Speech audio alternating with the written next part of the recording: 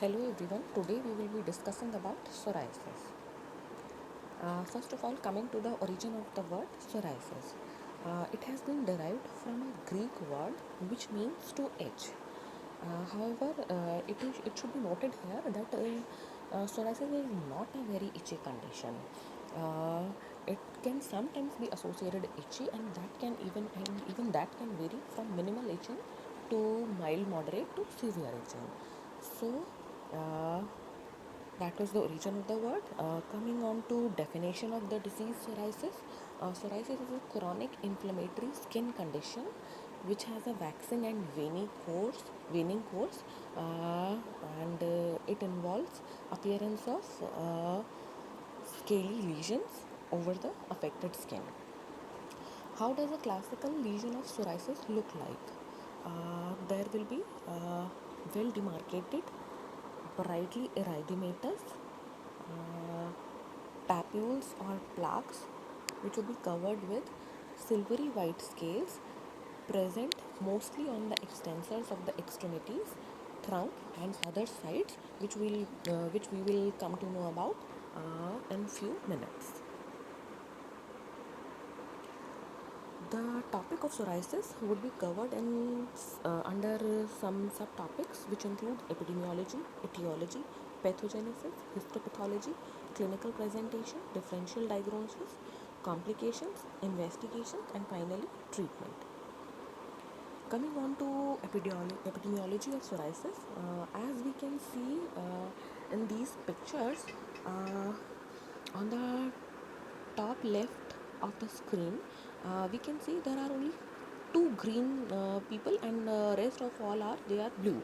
So it indicates psoriasis. It affects almost 2% of general population at a time. On top right, we can see psoriasis. It affects all the races equally. On bottom left, we can see that psoriasis. It has the age of onset of psoriasis. It has two peaks. It can occur in adolescents, and the another peak is seen in elderly. Uh, Next is there is no sex predisposition in psoriasis. It is seen in both the genders equally. Coming on to etiology of psoriasis. Uh, Psoriasis, it has a polygenic inheritance. There are multiple genes which have been found to be involved in causation of psoriasis, especially the early onset psoriasis.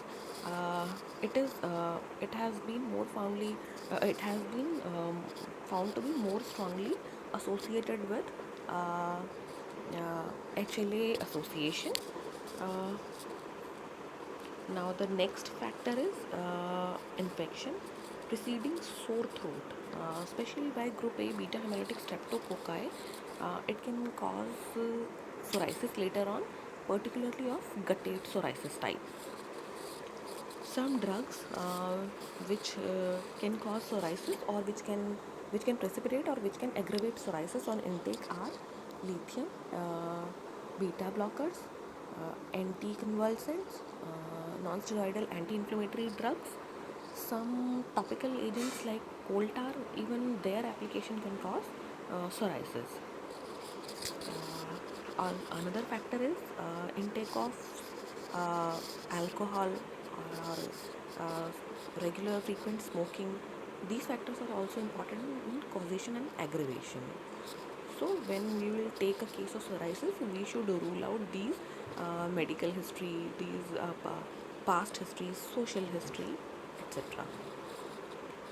Another factor, very important factor, is stress. Stress can aggravate psoriasis, pre-existing psoriasis.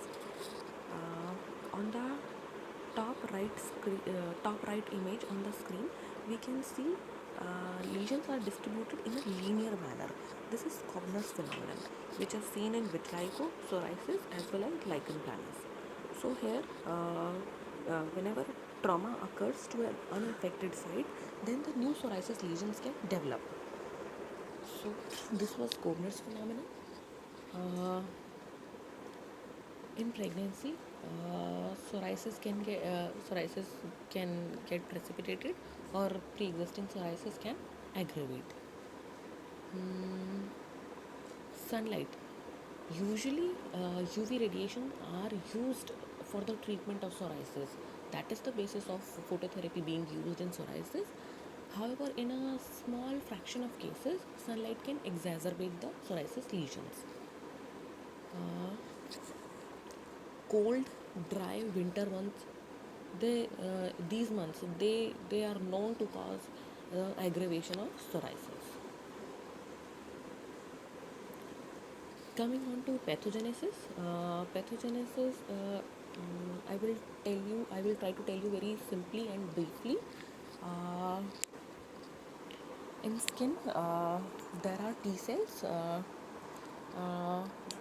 Whenever there is a precipitating or aggravating event factor, there is some factor. So the T cells and skin, they get activated.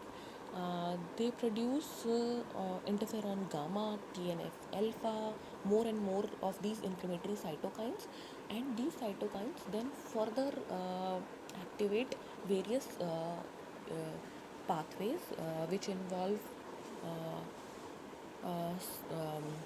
involve STAT pathway, JAK pathway, pathways involving phosphodiesterases, and all these pathways, they lead to production of more and more genes which cause rise in the levels of inflammatory cytokines like TNF alpha and interferon gamma. So this is a self-perpetuating pathway.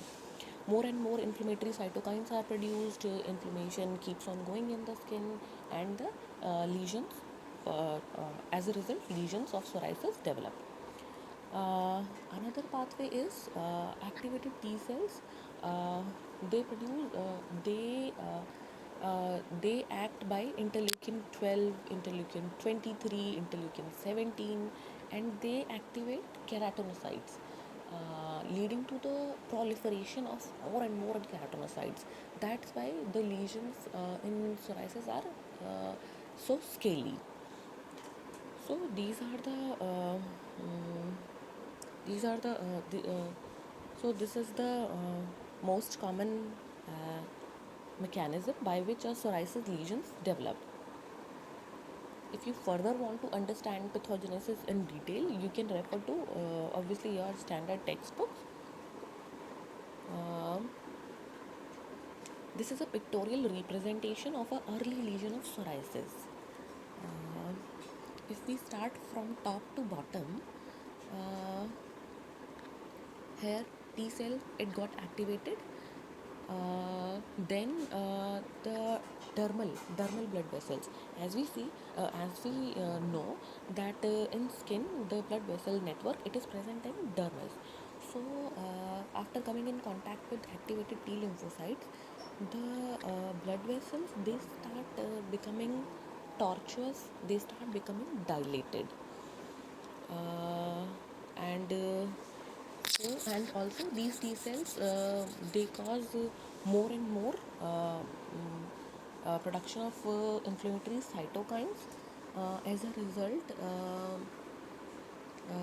these activated immunoregulatory cells, they get starting they get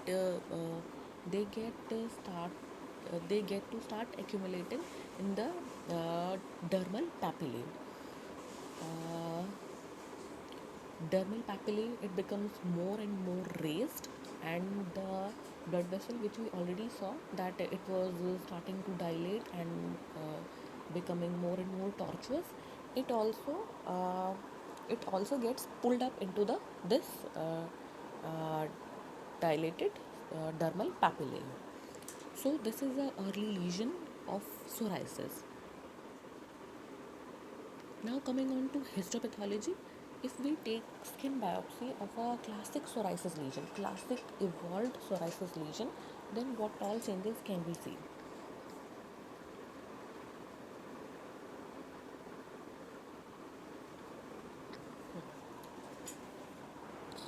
Starting from epidermis to dermis, there would be parakeratosis. Parakeratosis means, as we as skin grows from bottom to top. As we come on top, the skin lesions, uh, the skin cells, that is the keratinocytes, they lose their nuclei. But diseased conditions, in some diseased conditions, the nuclei, they are retained.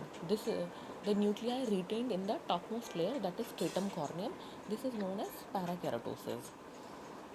So, in a classic lesion of psoriasis, we can see parakeratosis. Uh,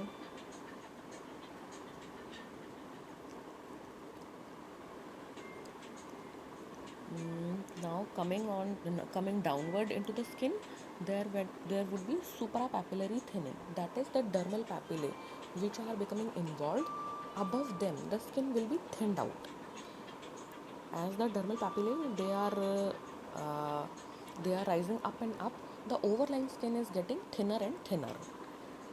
There can be seen pustules. Pustules are what? They are just a collection of immunologically active cells within the skin.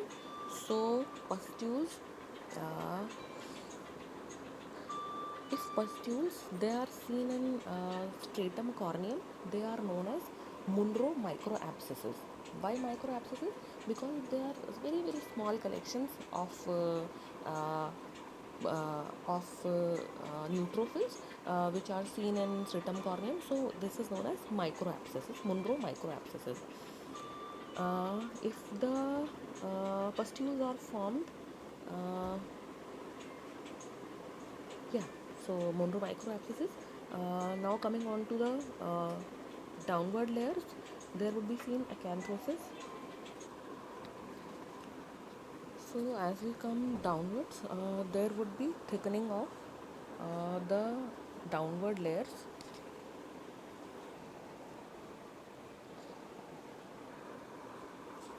In acanthosis, the keratinocytes of layers stratum granulosum and stratum spinosum, they become more and more in number. So these layers they get thickened. So now coming on to the dermal papillae and rete ridges. Rete ridges, they are downward projections of the epidermis. So these rete ridges, they become club shaped. That is, they become more thick and thick, and they might even fuse with each other because so much of proliferation of keratinocytes is going on. As we come into the dermis, there would be dilated capillaries, and there would be and around these blood vessels, dilated blood vessels, there would be perivascular lymphocytes. Uh, these are those activated T lymphocytes which are actually causing all these changes. Coming on to Auspet sign. Uh, Auspet signs, here we use a cleaned glass slide with the help of which we gently scrape a classic lesion of psoriasis. We keep on scraping it, then all the silvery white scales, they will keep coming out. There will come a stage where where all the scale will be removed, and an underlying shiny membrane known as Berkeley's membrane will be seen. If we remove even that membrane with the help of glass slide, then we would be able to see pinpoint bleeding sites. Why are these pinpoint bleeding sites seen? Uh, Actually, as we saw in psoriasis earlier, there is suprapapillary thinning, and the dermal papillae, they contain dilated blood vessels. So when we keep on scraping with the help of glass slides, this overlying scale, overlying thinned out skin, all this gets scraped off, and we reach the dilated capillaries. And when we shave off even the heads of, even the tops of those dilated capillaries, then the pinpoint blood uh, is seen coming out from those those damaged capillaries. So this is Auspitz sign.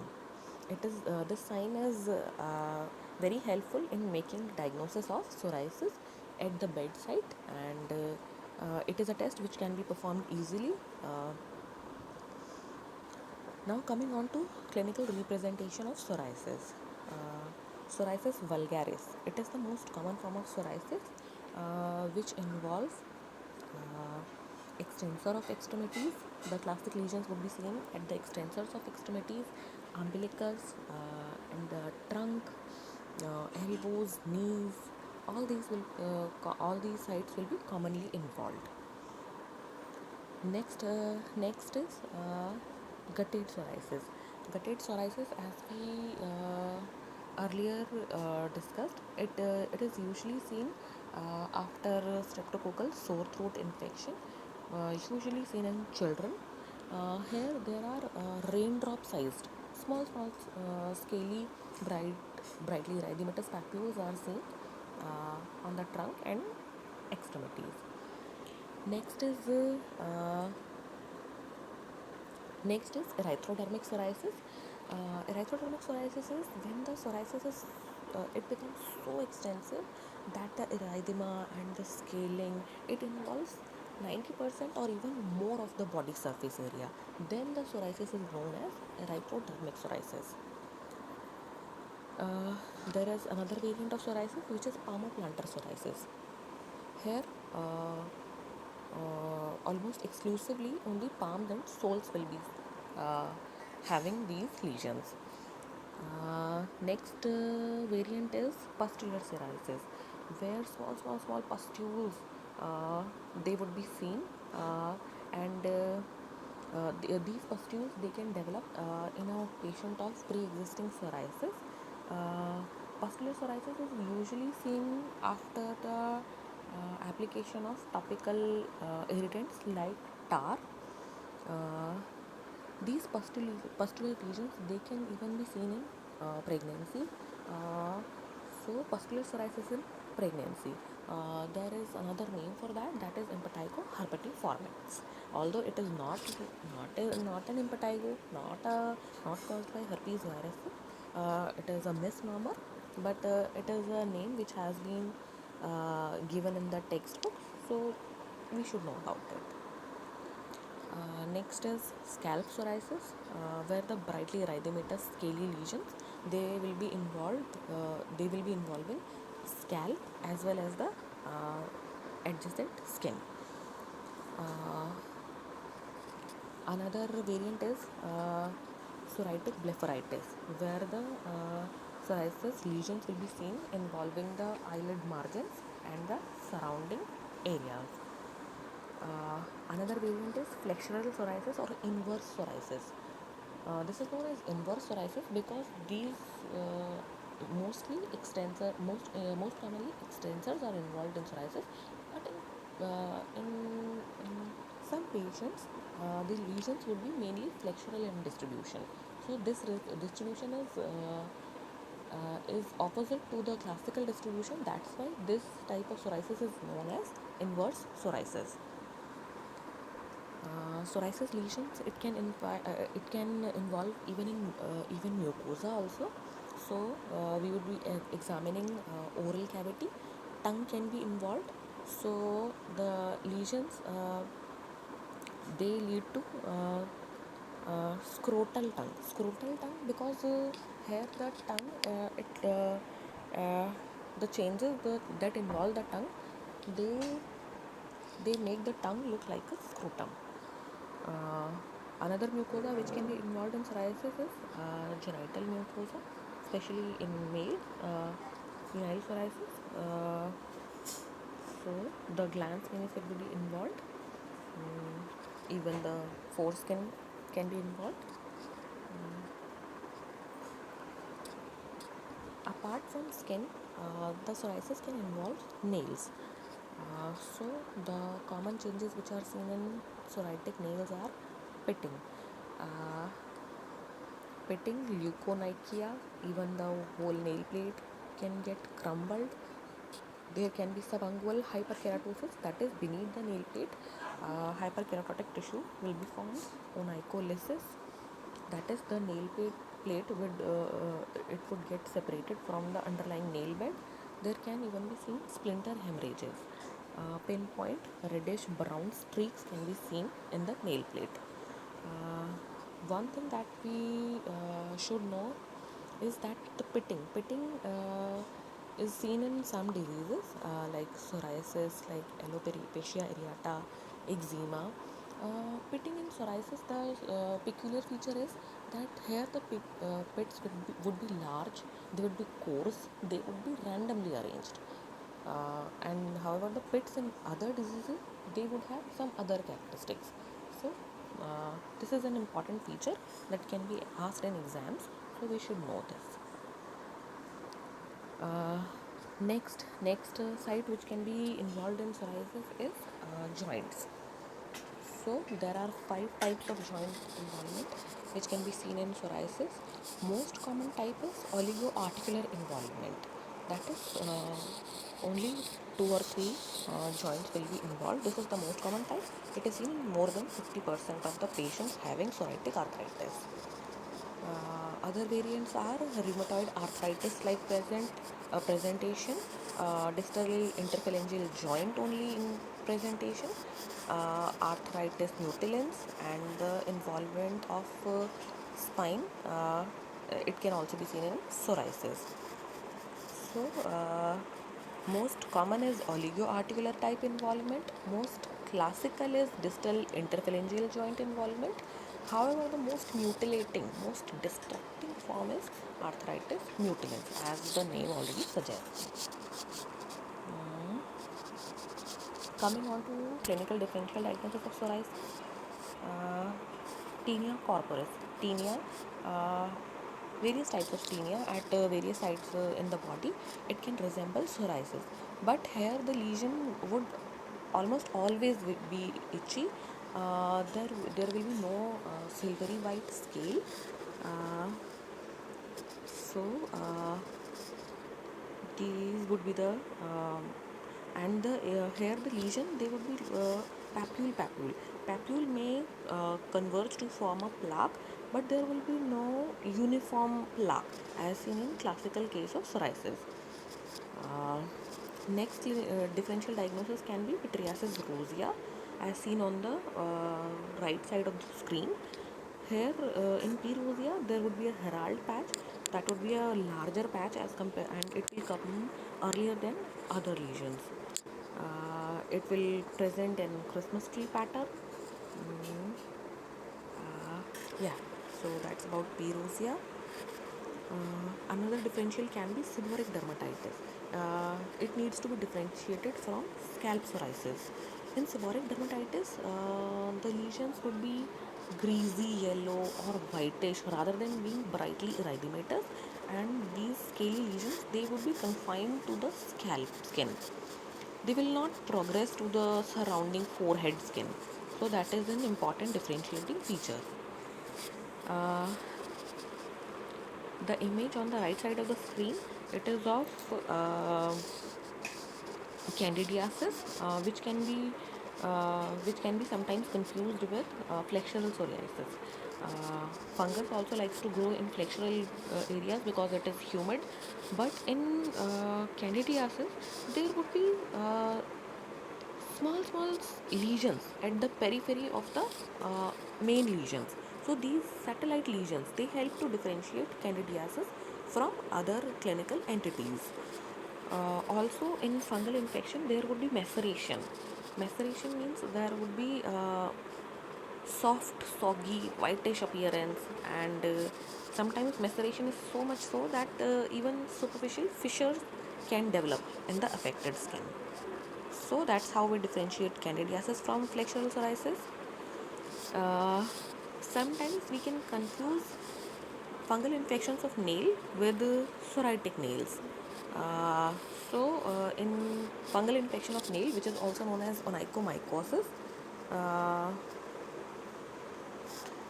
uh, how we differentiate is that the simultaneously tinea or fungal infection of other body sites could be present. Uh, So that will be a important clue in making the diagnosis of fungal nail infection.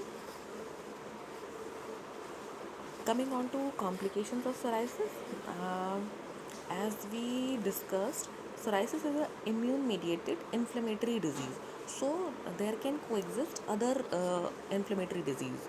For example, a psoriasis patient can also be having alopecia areata, lichen planus,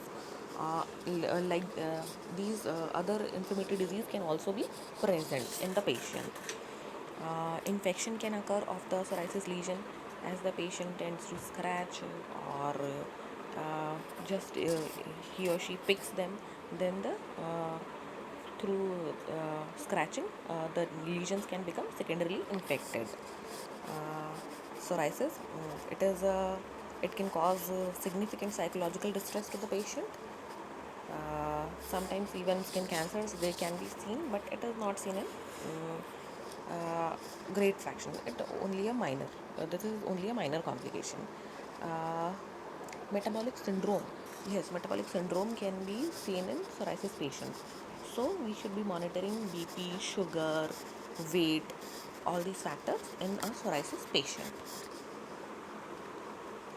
Now investigations. What investigations to perform in psoriasis patients? We can perform skin biopsy to confirm the diagnosis. We can perform inflammatory markers like CRP and ESR, C-reactive protein and erythrocyte sedimentation rate. Uh, we can perform serum uric acid, RA factor, and anti-cyclic citrullinergic peptide. Uh, these uric acid, RA, and anti-CCP they are performed in a case of psoriatic arthritis. This is just to differentiate psoriatic arthritis from other common forms of arthritis. Also, in a patient of arthritis, X-rays of hands and feet will be taken. Actually, B27 estimation can be done. Again, all these tests are just to know which joints are predominantly involved, and uh, and also to differentiate psoriatic arthritis from other forms of arthritis. And apart from these specific tests, some baseline routine biochemical tests would be performed. Routine biochemical and radiological tests will be performed, like complete blood count, liver function test, kidney function test, urine routine microscopy, and chest X-ray. All these tests are done because we might need to give systemic immunosuppressants in psoriasis. So we should have a baseline level of all these tests because uh, these values they can get affected during the course of the treatment. Now coming on to treatment. First of all, if the disease is limited, then we give topical agents. If we need to give treatment, then we would be using phototherapy. And if the disease is not controlled even with topical and phototherapy, then we will need to give systemic agents. So topical agents include topical corticosteroids, topical calcipotriol, which is a vitamin D analog. We can give enthalin, we can give coal tar. So here we can note that coal tar is given for treatment of psoriasis, but sometimes it can cause aggravation of psoriasis. Uh, Ironically, it can cause aggravation of psoriasis in some cases, but still, coal tar is a well established treatment modality for psoriasis patients. In phototherapy, we can use both UVA and UVB radiation. If we use phototherapy along with UVA, this is known as Soralens or PUVA therapy. If we use ultraviolet B radiation in narrow range, then it would be known as narrow band UVB phototherapy. In systemic treatment of psoriasis, we can give various biologics, cyclosporine, methotrexate, and retinoids. So, to know that where we can give topical, where we need to give higher treatment, we should know how to calculate PASI score. PASI score it stands for psoriasis area and severity index. So PASI score it is calculated separately for different body parts. For head, for body, for arms and legs, it is calculated separately. In all these body areas, uh, uh, scoring is given for redness, thickness, and scaling of the lesion, and the scoring also depends on how much area, how much how much part of that particular area is involved by psoriasis. Uh, so you can go into the detail and actually learn how to calculate this score. But one thing you should memorize here is that PASI scores ranges from 0 to 72. So in a patient who is non-psoriatic or who has been cleared of psoriasis after treatment, his score would be 0. But even a case who is severely affected, almost all the body is affected with psoriasis, the maximum the score will be 72, not beyond that. So it ranges from 0 to 72.